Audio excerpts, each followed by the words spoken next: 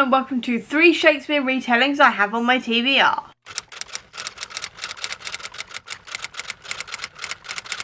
At time of filming, I am going to be seeing Macbeth tomorrow, and while it means that my vlog is going to be a little bit delayed further than it should have been, I still wanted to talk about Shakespeare retellings, so today I'm going to be going through 3 Shakespeare retellings I have on my TBR. The first one I have is Lords and Ladies. This is by Terry Pratchett and it's part of the Discworld series, and this is a Midsummer Night's Dream retelling, and the back of it reads, "The fairies are back, but this time they don't just want your teeth. Granny Weatherwax and her tiny coven are up against real elves. It's Midsummer Night, no time for dreaming, with full supporting cast of dwarfs, wizards, trolls, Morris dancers and one orangutan, and a lot of hey nonny nonny and blood all over the place." So that is classic Terry Pratchett Discworld bonkersness, which I'm really excited for. I will say I don't know that much about Midsummer Night's Dream. I mean, I know stuff like culturally about it because obviously it is a very popular play, so I have seen some bits and pieces over the years, but I don't really know that much about it.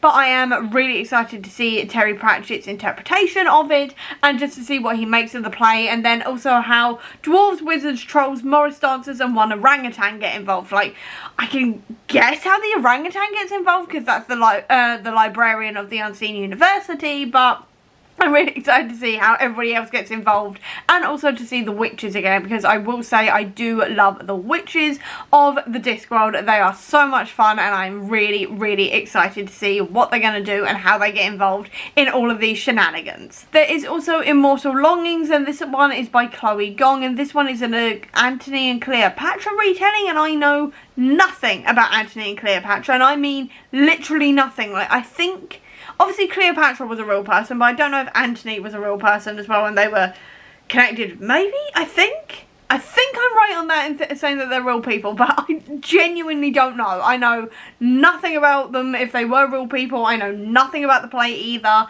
but this book really intrigued me when Hannah sent it to me as part of my Waypoint Books Full Moon subscription box. And the reason why this one intrigued me was that it said it was a fiery collision of power plays, spilled blood and romance amidst a set of deadly games, and it kind of gave me Hunger Games vibes, which really intrigued me. And while I know that the Shakespeare references are going to go completely over my head because I know nothing about this play whatsoever, I am really intrigued. If I remember rightly, I did read These Violent Delights several years ago now and reasonably enjoyed myself, and I've been wanting to try out another Chloe Gong book ever since. So this is the one I've got, and I am very much intrigued by it, even if I know nothing about the play whatsoever. And then finally on my Kindle I have Smile and Be a Villain by Yves Donlon. I apologise right now if I've mispronounced that, and this one is a Hamlet retelling where Ophelia is a witch and she can tell that Denmark is rotting from the inside out through dark magic, and her and Hamlet, who are currently split up at this point,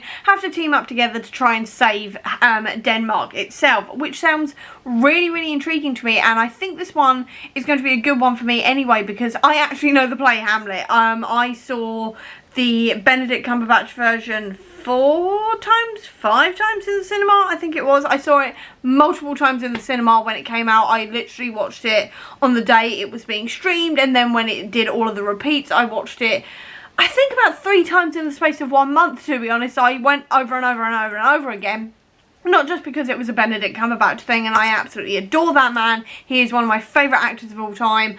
I also watched it because I really enjoyed that play, and I have also now seen the David Tennant version as well, and really enjoyed that version as well. So I have seen Hamlet a fair amount of times at this point, so I think this book's going to be a really good one for me because it is a play I actually know fairly well, whereas the others I don't really know the original plays that well or at all. So I'm really intrigued by this one, if not just because I actually know the play and I do think I'm going to enjoy it, because Hamlet is my favourite Shakespeare play that I have come across. I really enjoy that play, and I'm really intrigued to see how they're going to work dark magic into it and how that's going to change the story and everything else. And that is the end of my Shakespeare retellings on my TBR. So I hope you enjoyed this video. If you did, please do give me a thumbs up. Comment down below, tell me what your favourite Shakespeare retelling is. I'd love to know. Or if you don't have that much time, leave me a knife emoji down below to let me know that you were here.